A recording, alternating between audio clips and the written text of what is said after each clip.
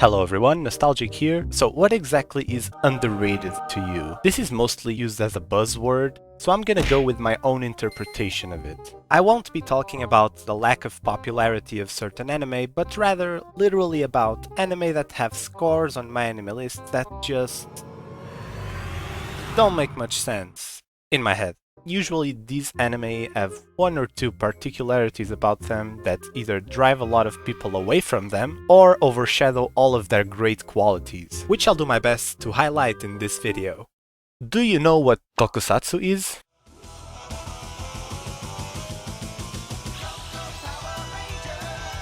Okay, that.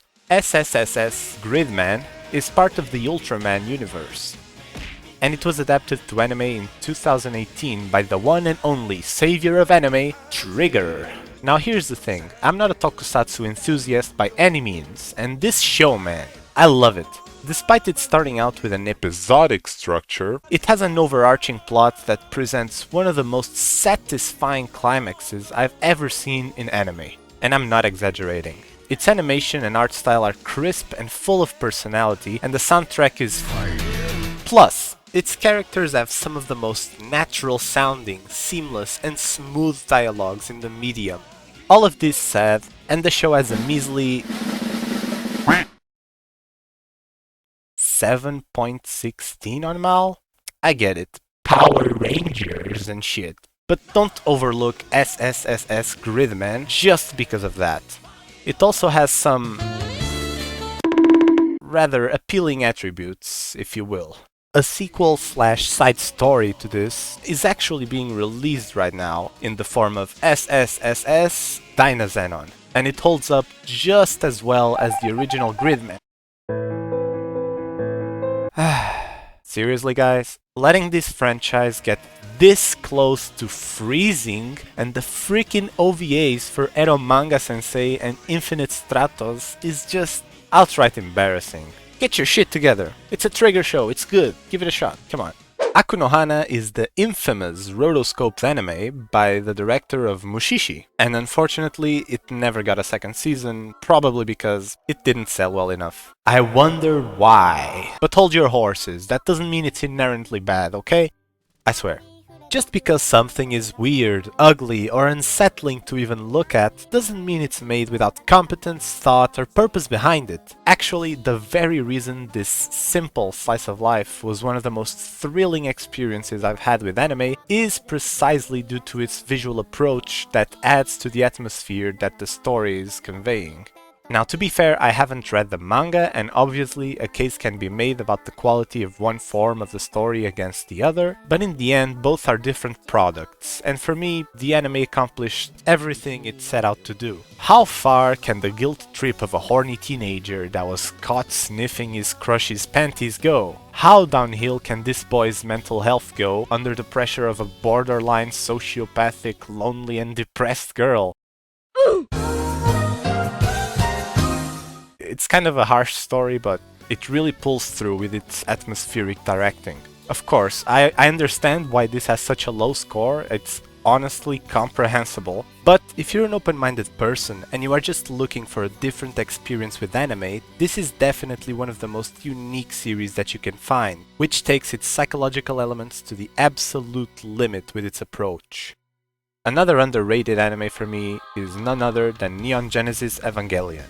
Being, to this day, widely regarded as a masterpiece and a classic in the medium, one would expect it to be up there with other classics like, for instance, Cowboy Bebop.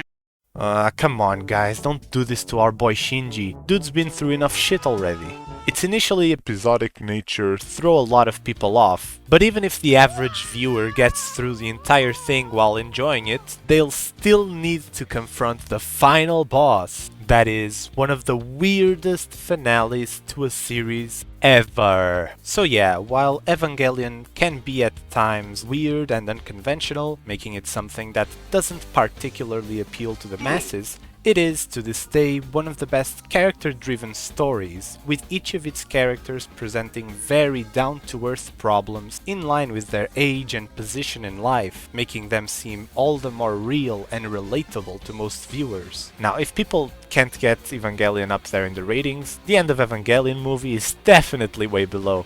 I mean, that shit traumatizes the most sane of human beings. There's no way it could be more widely accepted.